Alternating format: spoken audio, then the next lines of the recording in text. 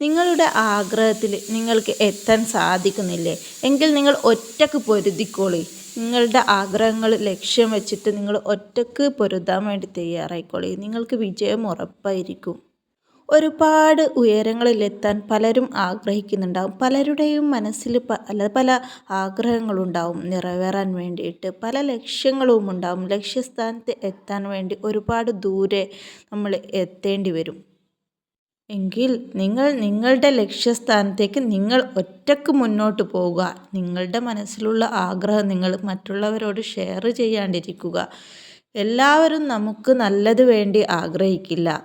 നമ്മൾ നമ്മുടെ കണ്ണിൽ കാണും പോലെയല്ല അവരുടെ കണ്ണിൽ ആ ഒരു ലക്ഷ്യം കാണുന്നത്.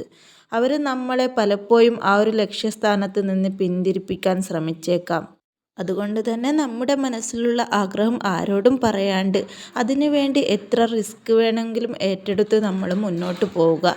ഒരു കാര്യത്തിൽ നമ്മൾ ഇറങ്ങുമ്പോൾ ഫോർ എക്സാമ്പിൾ ഒരു ബിസിനസ് കാര്യത്തിന് നമ്മൾ ഇറങ്ങുമ്പോൾ നമ്മൾ രണ്ട് കാര്യം നമ്മൾ മനസ്സിനെ പറഞ്ഞ് ഏൽപ്പിക്കണം. ഒന്നെങ്കിൽ നമ്മൾ വിജയിക്കും, ലക്ഷ്യസ്ഥാനത്ത് എത്തും. ഒന്നെങ്കിൽ നമ്മൾ ഏത് നിമിഷവും പരാജയപ്പെട്ടേക്കാം.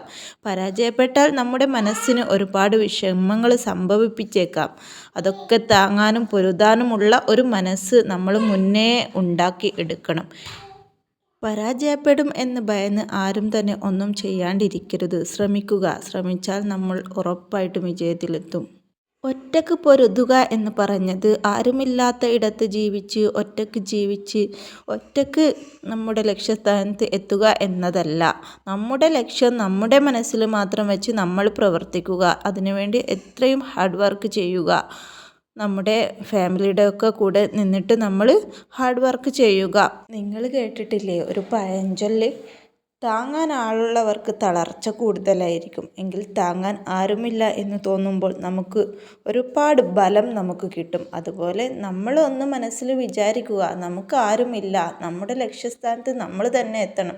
അത് പരാജയപ്പെട്ടാലും എനിക്ക് തന്നെ അനുഭവിക്കണം, വിജയിച്ചാലും എനിക്ക് തന്നെ അനുഭവിക്കണം എന്നുള്ള മനസ്സിൽ ഓരോരുത്തരും ആസ്വദിച്ച് ജീവിക്കുക. നമ്മുടെ ജീവിതം നമ്മൾ മാത്രമാണ് ജീവിക്കേണ്ടത്, അല്ലാതെ മറ്റുള്ളവരല്ല നമ്മുടെ ജീവിതം ജീവിക്കേണ്ടത്. ഇതിൽ എന്തെങ്കിലും നിങ്ങൾക്ക് ഇഷ്ടമായെങ്കിൽ നിങ്ങൾ ലൈക്ക് ചെയ്യുക, ഷെയർ ചെയ്യുക, നിങ്ങളുടെ അഭിപ്രായം കമൻറ്റിൽ അറിയിക്കുക.